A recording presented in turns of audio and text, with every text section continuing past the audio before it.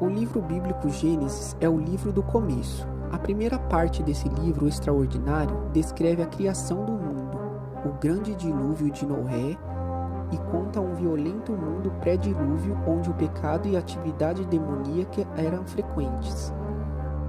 Quando os homens começaram a multiplicar-se na terra e lhes nasceram filhas, os filhos de Deus viram que as filhas dos homens eram bonitas e escolheram para si aquelas que lhe agradaram. Naqueles dias havia néfilins na terra. Eles foram os heróis do passado, homens famosos.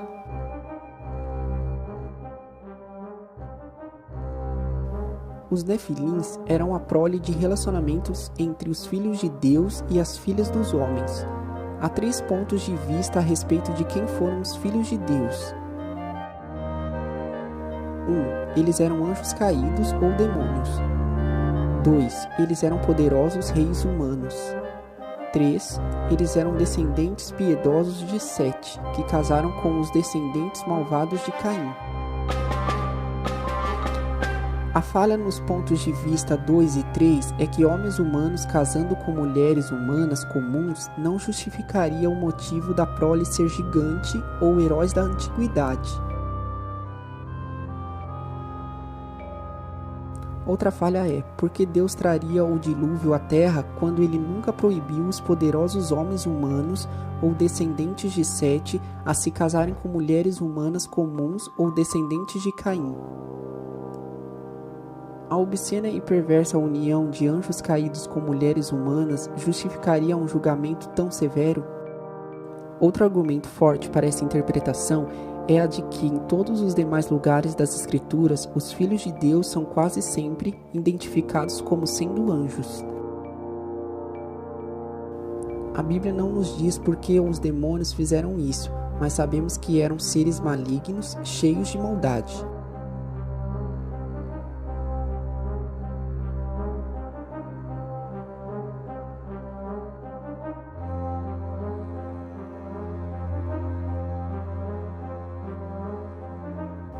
Alguns especulam que os demônios tentaram poluir a linhagem sanguínea dos humanos para impedir a vinda do Messias sem pecado, quem Deus disse que esmagaria a cabeça da serpente.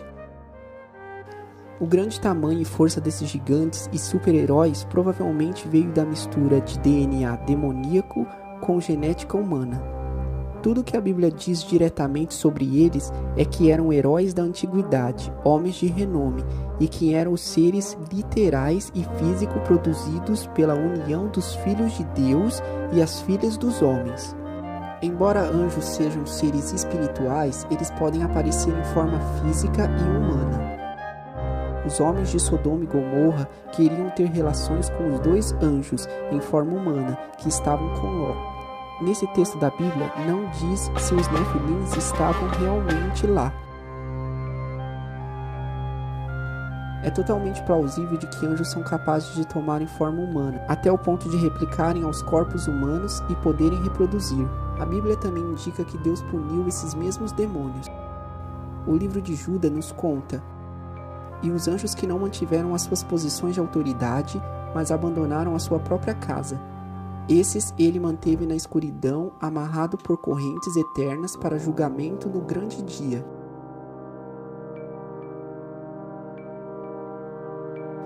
Obviamente, nem todos os demônios estão aprisionados hoje. Então deve ter um grupo de demônios que cometeram pecados mais graves que a rebelião original, liderado por Satanás.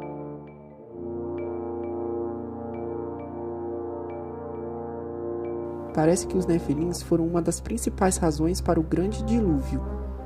Imediatamente depois de serem mencionados, a Bíblia diz que Deus viu tamanha perversidade que a humanidade tinha, que decidiu exterminar a todas as criaturas da face da terra, exceto a Noé e os demais da arca.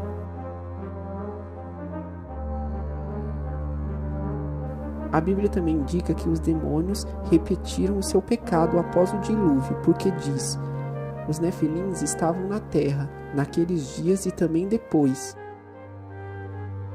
Porém, provavelmente não durou muito tempo, já que o relato superior afirma que Deus aprisionou os demônios que fizeram isso. Depois, quando os israelitas invadiram a terra prometida, Moisés enviou 12 espiões que encontraram os descendentes. Os espias viram pessoas muito grandes em Canaã e podem ter pensado que eram os nefilins. Ou depois do dilúvio, os demônios poderiam ter produzido mais nefilins. De qualquer forma, esses gigantes foram destruídos pelos israelitas durante a sua invasão de Canaã e depois apagados da história. Os Enaquins foram uma raça formidável de pessoas, gigantes que ocuparam as terras do sul da Palestina, perto de Hebrom, antes da chegada dos israelitas à terra prometida por Deus. Moisés instruiu seu povo a não temerem os Enaquins, ou Anaquins, mas confiaram na promessa de Deus. Mas o povo não escutou e só resmungava contra Moisés e Arão.